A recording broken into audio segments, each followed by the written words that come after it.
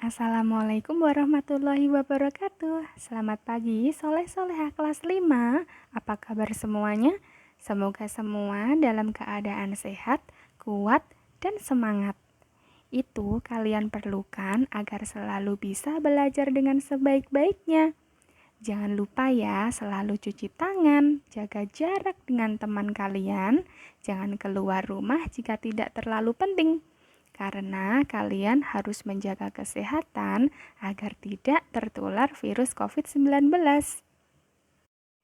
Ananda kelas 5, hari ini kita akan belajar tema 6 subtema 3, muatan pelajaran bahasa Indonesia.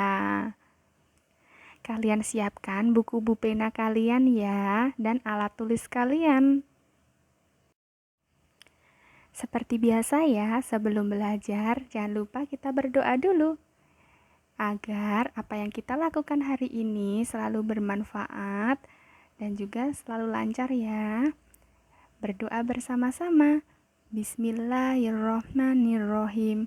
Rabbi zidni ilma warzuqni fahma. Amin. Ya Allah, berikanlah kepadaku ilmu dan kefahaman. Tujuan pembelajaran kita hari ini adalah siswa dapat menyebutkan kata kunci dari teks eksplanasi pada media. Yang kedua, siswa dapat menjelaskan informasi penting dari teks eksplanasi. Yang ketiga, siswa dapat meringkas teks eksplanasi. Sekarang kalian buka pena halaman 57. Materi yang pertama adalah menyebutkan kata kunci dari teks eksplanasi. Nah, anak-anak, jika kalian ingin mempunyai banyak wawasan, apa yang harus kalian lakukan? Nah, betul sekali, berarti kalian harus lebih banyak membaca ya.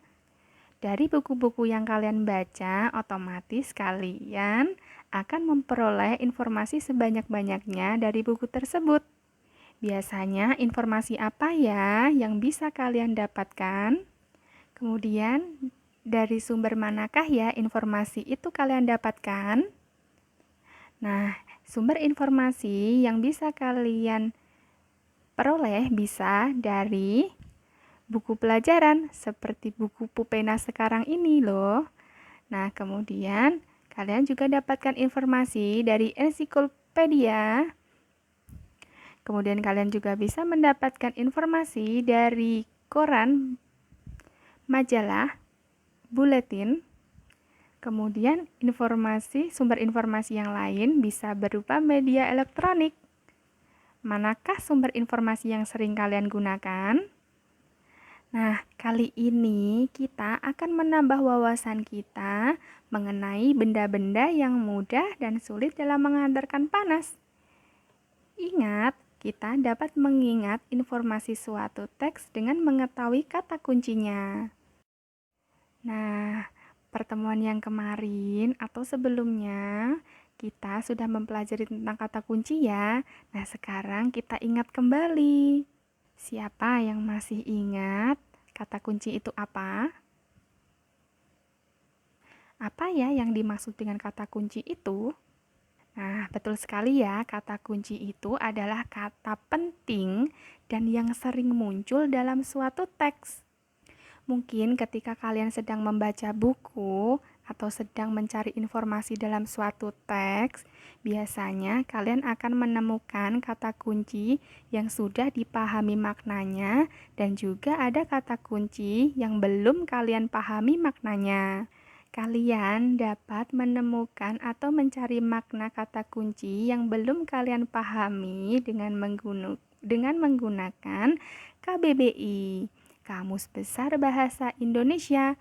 Nah, sekarang sudah banyak ya kamus bahasa Indonesia yang berupa online yang digunakan bagi kalian yang tidak mempunyai buku Kamus Besar Bahasa Indonesia.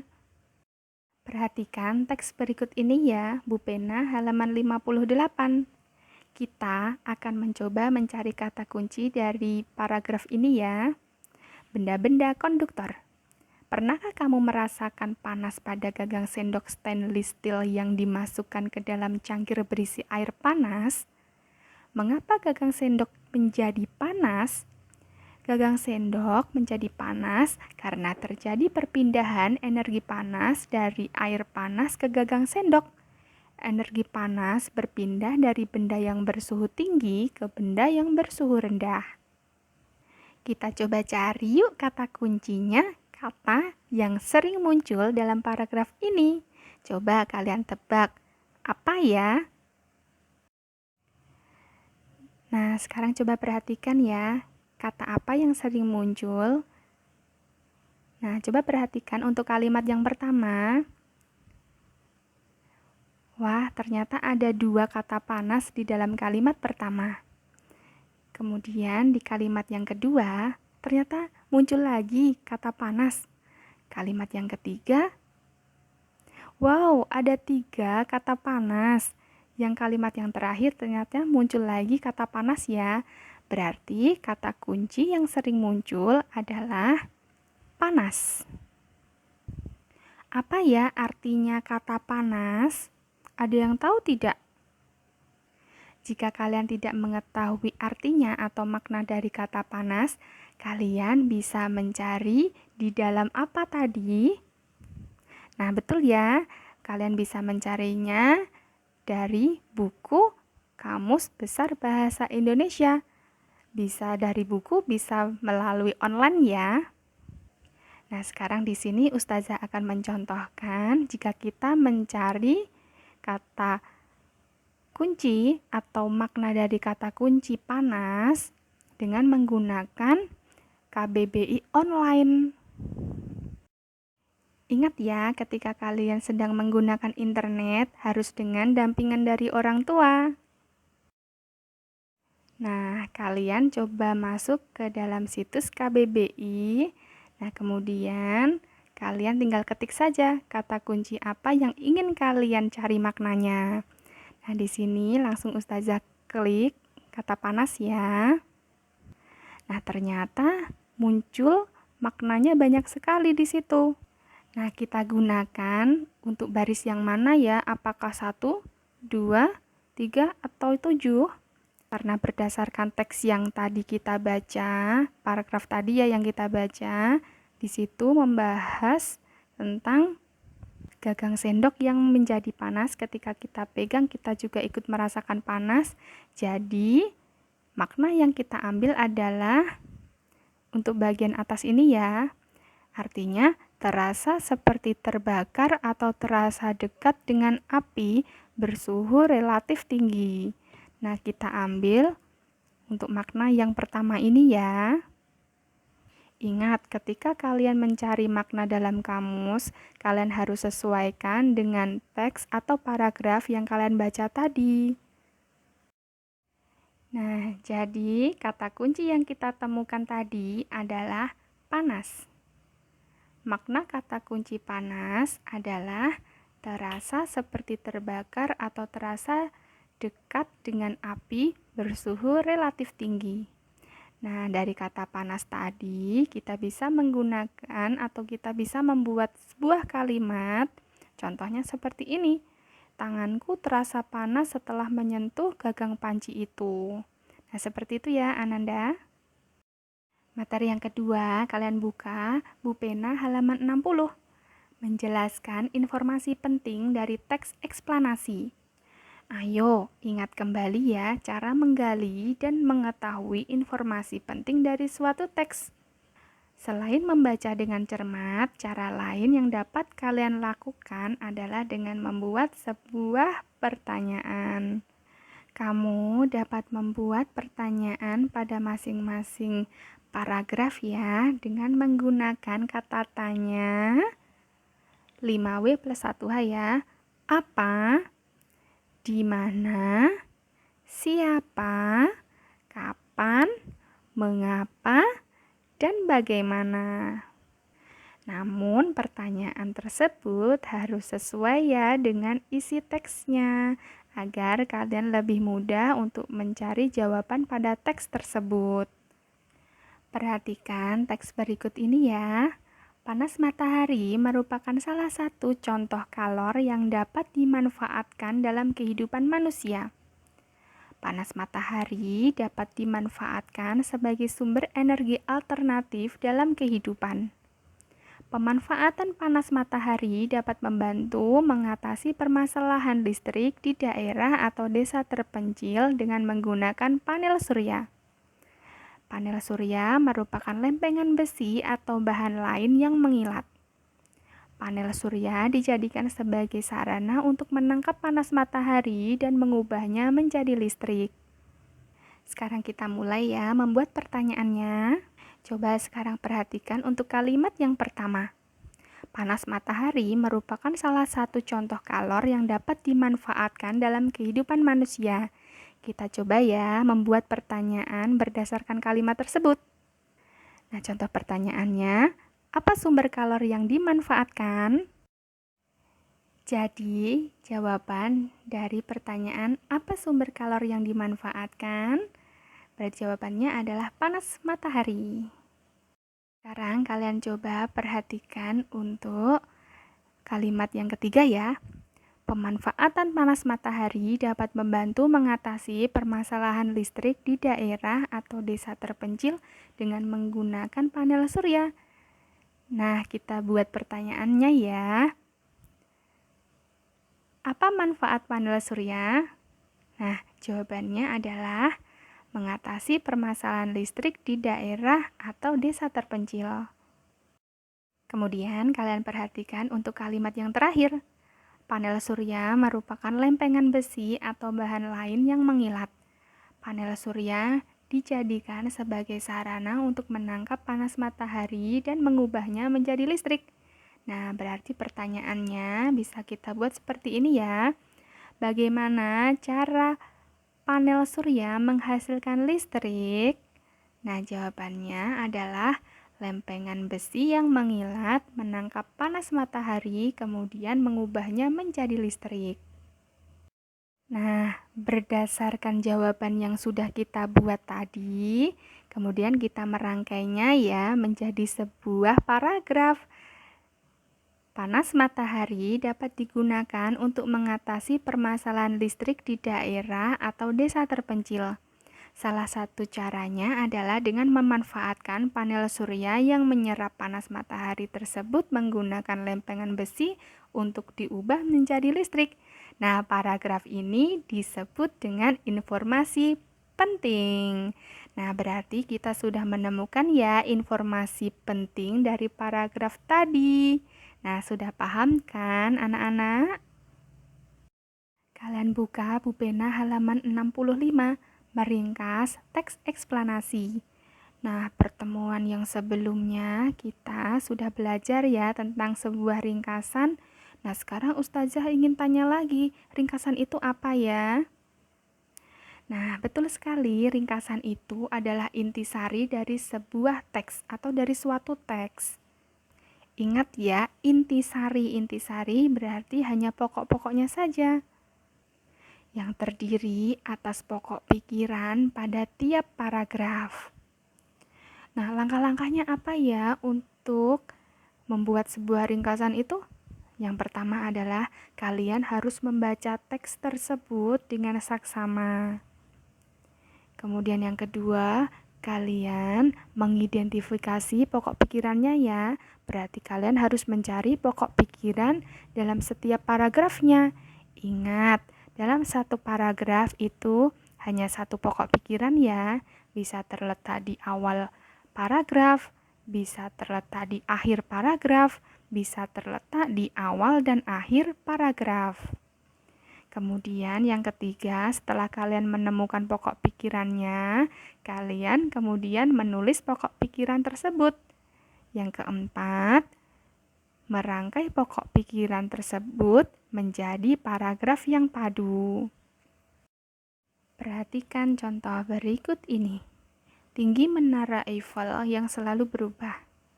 Menara Eiffel merupakan salah satu arsitektur terkenal di Paris, Prancis. Di balik unik dan megahnya Menara Eiffel, terdapat fakta menarik bahwa tinggi menara tersebut bisa berubah-ubah. Tinggi Menara Eiffel rata-rata adalah 324 meter dari tanah. Namun, tingginya bisa berubah tergantung musim. Di musim panas, Eiffel bisa menjadi 15-17 cm lebih tinggi dibanding tinggi rata-ratanya. Fenomena pertambahan tinggi Menara Eiffel dapat dijelaskan secara sains. Pertambahan tinggi Menara Eiffel terjadi karena adanya pemuaian ketika matahari di musim panas lebih kuat dan lebih lama menyinari Eiffel. Pemuaian ini menjadi alasan bangunan besar seperti jembatan dan rel kereta dibangun dengan sendi ekspansi. Bangunan tersebut sengaja didesain dengan beberapa kerenggangan jarak antara rangkaian dengan lainnya agar tidak rusak ketika pemuaian terjadi. Kita coba ya membuat ringkasan berdasarkan teks tersebut. Sekarang kalian perhatikan untuk paragraf yang pertama ini ya. Nah, kita dapat mencari pokok pikirannya, yaitu ingat, kalian harus membacanya dengan saksama. Paragraf ini membahas tentang apa ya? Apa yang sedang dibahas dalam paragraf ini? Nah, paragraf ini membahas bahwa tinggi Menara Eiffel bisa berubah-ubah tergantung musimnya. Nah, jadi pokok pikirannya untuk paragraf yang pertama ini adalah tinggi Menara Eiffel mengalami perubahan terutama saat musim panas. Mudah kan mencari pokok pikirannya? Sekarang perhatikan untuk paragraf keduanya. Nah, pokok pikiran pada paragraf kedua kita cari ya intinya, inti dari apa yang dibahas pada paragraf kedua. Nah, di situ paragraf kedua bahwa pertambahan tinggi Menara Eiffel terjadi karena adanya pemuaian ketika matahari di musim panas lebih kuat dan lebih lama menyinari Eiffel. Nah, sekarang perhatikan paragraf yang kedua ya. Pokok pikirannya adalah pertambahan tinggi Menara Eiffel terjadi karena adanya peristiwa pemuaian logam yang menyusun menara tersebut. Berdasarkan pokok pikiran paragraf pertama dan pokok pikiran paragraf kedua, sekarang kita bisa membuat ringkasan teksnya. Caranya, pokok pikiran paragraf 1 dan 2 kita susun menjadi sebuah paragraf yang padu. Jadi, ringkasan teks paragraf tersebut adalah tinggi Menara Eiffel di Prancis dapat berubah-ubah, terutama saat musim panas. Hal tersebut terjadi karena Menara Eiffel yang tersusun dari logam mengalami pemuaian akibat paparan panas matahari. Nah, mudah kan anak-anak? Sebagai tugas di rumah adalah bacalah teks berikut ini. Menjaga suhu yang nyaman di rumah bisa dengan mengurangi perpindahan panas dari luar ke dalam bangunan dan begitu sebaliknya. Sebisa mungkin kita harus bisa menahan perpindahan suhu dingin dari dalam ke luar bangunan. Kita dapat menggunakan pelapis yang berfungsi sebagai insulasi panas. Proses yang digunakan untuk mengurangi laju perpindahan kalor yang berasal dari konveksi, konduksi, radiasi. Setelah kamu membaca teks tersebut, kemudian temukan ya satu kata kunci, kemudian carilah arti kata kunci tersebut ya dengan menggunakan Kamus Besar Bahasa Indonesia. Bisa dengan buku KBBI atau KBBI online ya.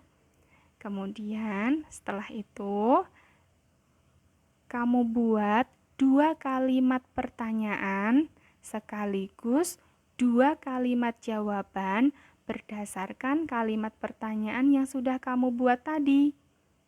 Ingat ya, berdasarkan teks tersebut.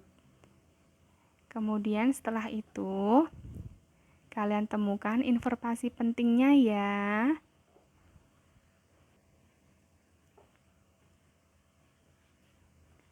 Sekian dulu ya. Soleh-soleha kelas 5 video pembelajaran hari ini. Apabila ada kekurangan ataupun kesalahan yang Ustazah sampaikan, Ustazah mohon maaf ya. Salam semangat selalu. Wassalamualaikum warahmatullahi wabarakatuh.